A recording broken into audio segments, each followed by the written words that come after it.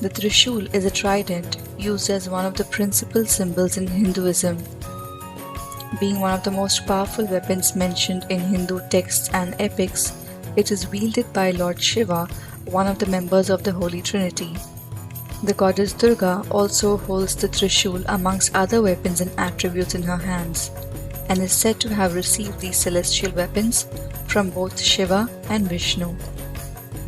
Unlike the Greek god Poseidon's trident, where it can only control the oceans, the Trishul is much more powerful. It is said that once attacked with the Trishul, the opponent has no chance of surviving. The three pointed edges, or the prongs, have various meanings and significance.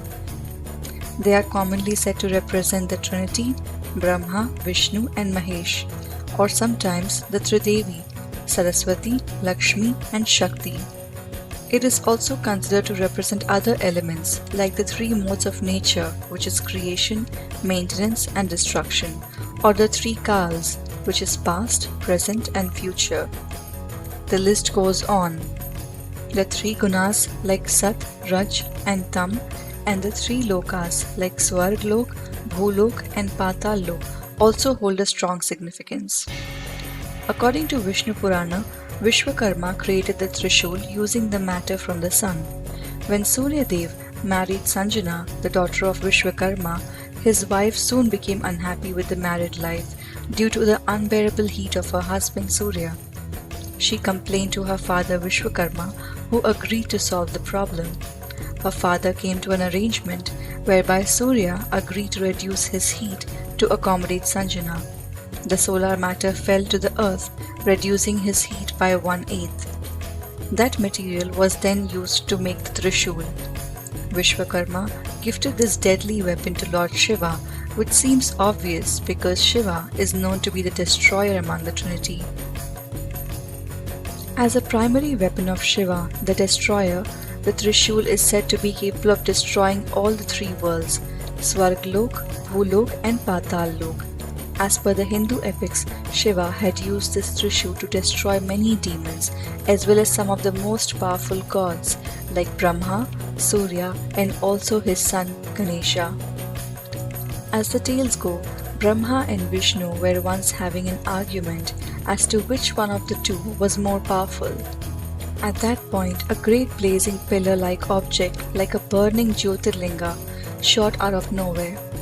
It extended from the ground, soaring up to the sky.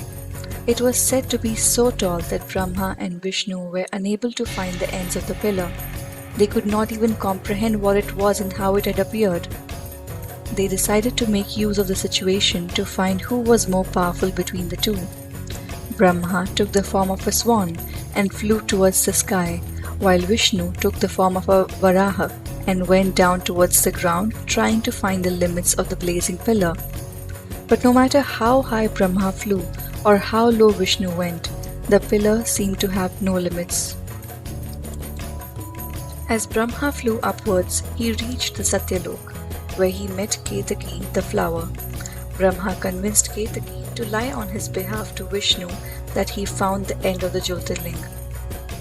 Vishnu, on the other hand, went down till Patal Lok but was unable to find the end of the blazing pillar.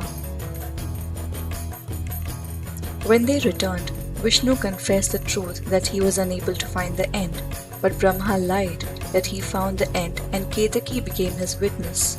Therefore, Vishnu acknowledged Brahma as the Supreme One and did offerings to Brahma.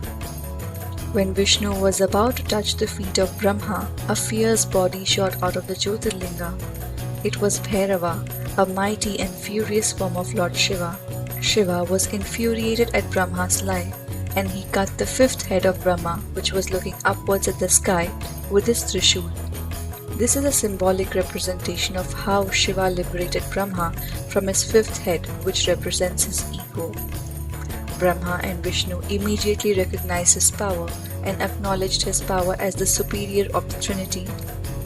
Another story of Lord Shiva beheading his son Ganesha is also quite popular in the Puranas. After several years of penance, when goddess Parvati was taking a bath with her friends, Lord Shiva arrived at her palace without any notice. Parvati was unhappy with his behavior and decided to create a child of her own. She scraped some dirt from her body and shaped it into a beautiful boy. Bringing life into the boy, she instructed him not to allow anyone inside the palace when she was bathing. After a while, when Lord Shiva tried to enter again, he was stopped at the entrance by the little boy. Lord Shiva was enraged beyond control and they broke into a fight.